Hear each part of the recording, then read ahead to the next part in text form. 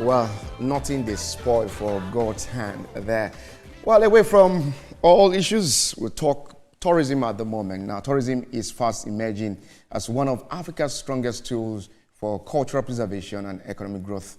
From the ancient kingdom and historic trade routes to festival art, music, and cuisine, Africa's rich culture and heritage are drawing global attention and investment. Across the continent, government and private investors are restoring heritage sites, promoting community-based tourism, and creating jobs that safeguard traditions, empowers local communities, and strengthens our national identity. Now, as Africa positions itself on its global tourism map, culture and heritage remain at the heart of the sector with vast untapped potential waiting to be unlocked. Now, joining us for this conversation is the Managing Director, Leisure Republic, Michael Quadri.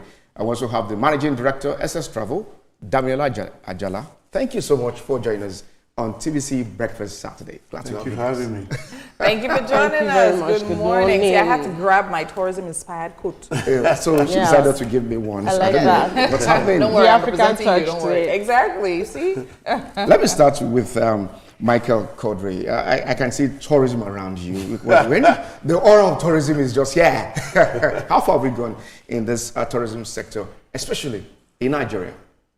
So in Nigeria, I think the loudest thing that has happened is Dirty December, a phenomenon that came up organically, and companies like ours are now positioning ourselves to create commercial enterprises from this phenomenon. So it is a fact now that the Nigerian diaspora are looking to come home. It's an African phenomenon, but it's been best expressed in Nigeria, where its diaspora is looking to come home, to connect with family, and to enjoy what we have here. And so companies like us are taking the opportunity to create commercial enterprises from the phenomenon. Okay, so now I'd like to ask a question. So, I mean, a lot is happening around tourism in Nigeria. There's no doubt about that. When we talk about our music, our movies, and things like that, even our food, and the fact that people are coming in for 30 December, very importantly. But what would you say the major challenge still is? What would you say we're still struggling with most to literally get the word out there for tourism?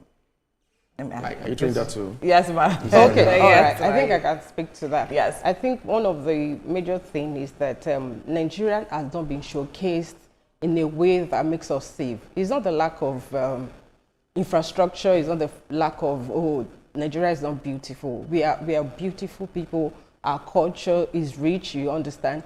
But Nigeria has not been portrayed in a way that it can attract enough tourists. But that is changing in the last 3-4 years. People are coming in. The volume of people that are coming every year now in December is actually inspiring. And I think that's why companies like us are actually coming forward to enhance that more, to make it more coordinated, more safe, and more seamless for people. Who is to be blamed in this? You said we are not portraying our culture very well. Yeah. We just spoke this morning concerning an American YouTuber, I Show Speed, preaching about the beauty of Africa's culture. So I've been following him on TikTok. Absolutely. So who is to be blaming all of this? When we cannot come out to showcase our food, what we wear, what we sing, and the likes. Who is to be blaming in this? I think it's imperialism. I think the fact that people have been conditioned to think when it comes to Nigeria, we are not civilized, we are not refined. So there's that complex there. And I think that is changing. So we are saying we are African, we are not shame, we are not proud, we are proud about it. So that is what we're saying now. We are proud to be Africa. So we'll showcase ourselves. It's still boiled out to the people. The people need to show it. We need to portray ourselves in a way that people would trust us, will want to come around us and feel safe around us. Okay, all right, interesting. Okay, so you handed me this, and I see there's a tourism tour thing happening here. Can you tell me more about that? So yesterday was exciting because at the Marriott in Ikeja, we launched a Kenya tour. Our company is present in a number of African countries, and we think that Africa is the Garden of Eden. I don't think there's many more beautiful places on earth than Africa. And I'm one of those fortunate enough to have traveled to Asia, to Europe, to North America. And I've been to 11 countries in Africa. There's nowhere like this continent. Apart from the things that you see, the people are so friendly. And you talked earlier on about the negative stories that come out of Nigeria. I think in the end, the truth will rise to the surface, as it did with Afrobeat and music. And we're exporting that soft power, our culture, our music, our heritage. Yesterday, as I was saying, we launched the Kenyan tour at the Marriott. We did it in collaboration with CIFAC Sako Travels and with Sako Aviation, and also with the support of the Kenyan Tourism Board. And they are an example of when government is intentional and creating platforms and connecting with the private sector to improve the experience for guests. And that's what we started yesterday at the Marriott. Oh, okay, that's actually really brilliant. So I'm believing that I'm going to Kenya very soon. Amen to that. Amen to that. You're welcome. If you haven't been, Kenya is incredible. Oh, absolutely. Because nowhere on God's good earth will you find a safari park right in the middle of town. Why It's the location incredible. of Kenya? What is happening to Nigeria? Don't you have good sites that we can also visit in Nigeria? So very interestingly, Yeah. quickly. Okay. So Sorry. quickly, we met with the Lagos State Commissioner and her team a few days ago. And I can tell you that what they have planned, the initiatives that they have planned, because you're right, Nigeria is incredible. North, west, east, south, they're incredible sites to visit. But governments like Lagos State are being intentional and are putting structures in place so that people that come here can experience more than the nightlife. I mean, the nightlife is incredible, Yes. but there's a lot more to see. Yes. There's a lot more to see So, in this. So yes. basically, just a moment. Let me Okay. quickly come to Mrs. Ajala. I love the way she's smiling this morning. And how lucrative is the tourism sector? Because some Nigerians who feel that going into the sector is not something that will bring more money on the table. So how can we help harness this and build this that will change the focus of the economy to start getting more money from this sector? Yes, very good question. And that's where we come in. Like we said, this is what we've been doing for about 5 years now, and we'll continue to do it. So what we've been able to do is to enhance every sector of it.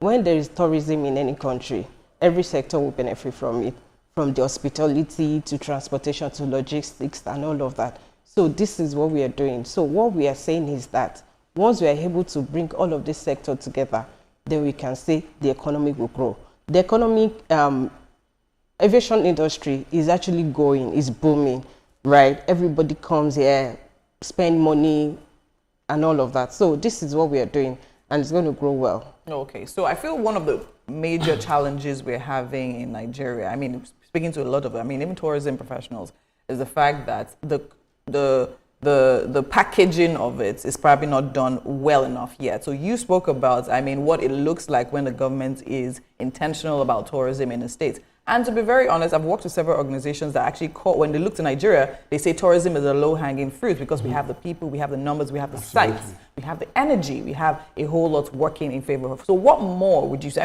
Lagos State is definitely doing a lot, has done a lot in the past years when it comes to tourism. What more can you say, the government can do to actually help this sector and, of course, just boost it and take it to the next level?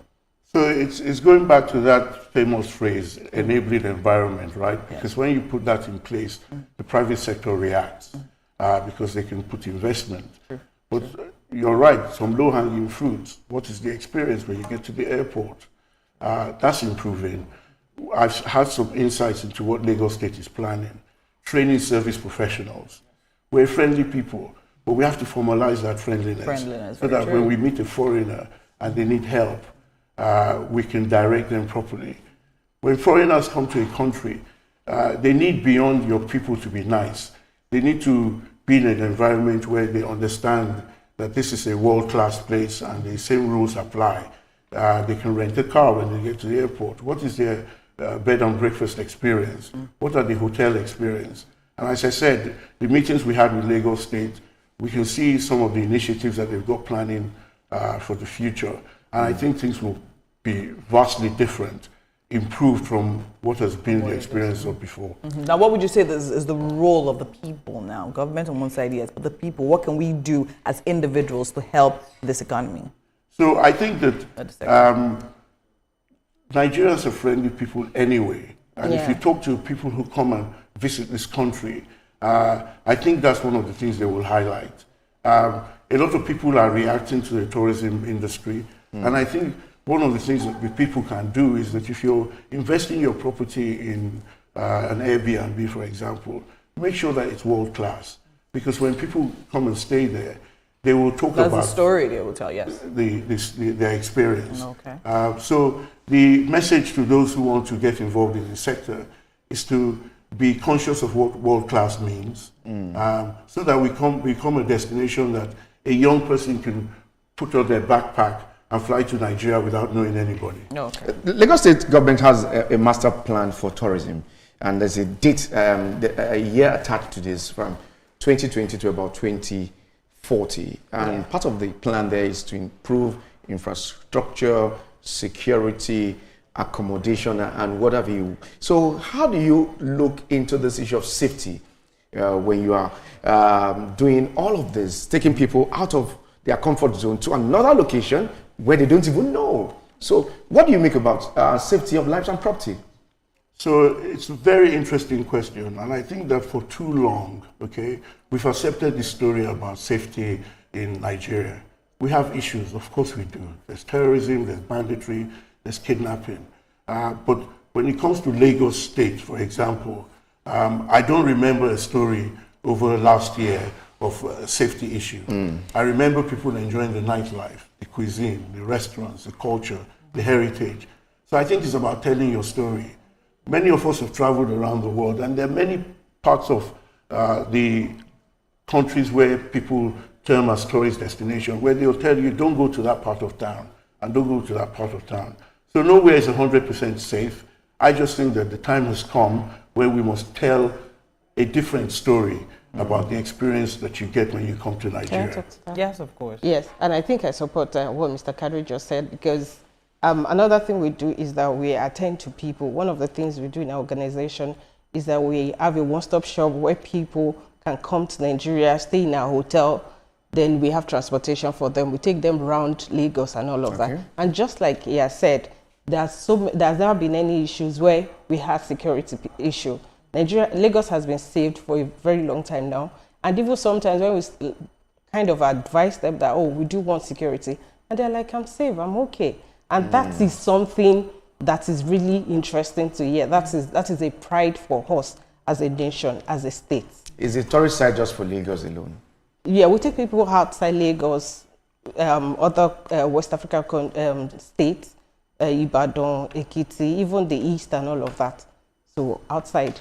Okay, so my question next for you is, I mean, speaking as a stakeholder in the industry now, when you look at, what would you have to say to other people saying, okay, fine, I want to tap into this business or into this sector, but how best to go about it? So what are your words of encouragement to other people that might want to join the industry from the stakeholders' point of view? Okay, the advice I will have for them is that anything that is worth doing is worth doing well.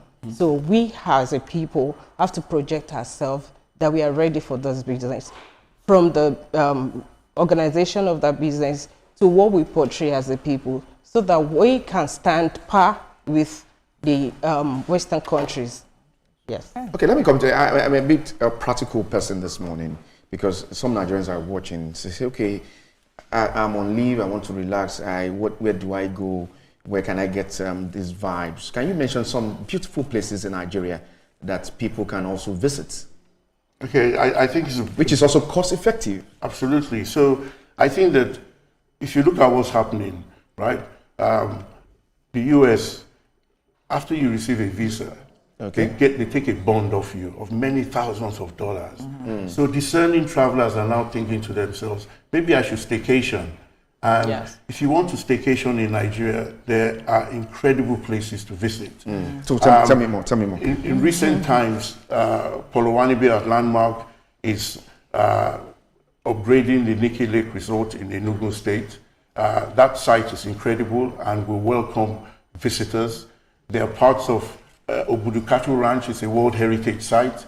There's parts in the north. The Durbar Festival is not like you've ever seen anywhere in the world. There's the Yankari Games Reserve.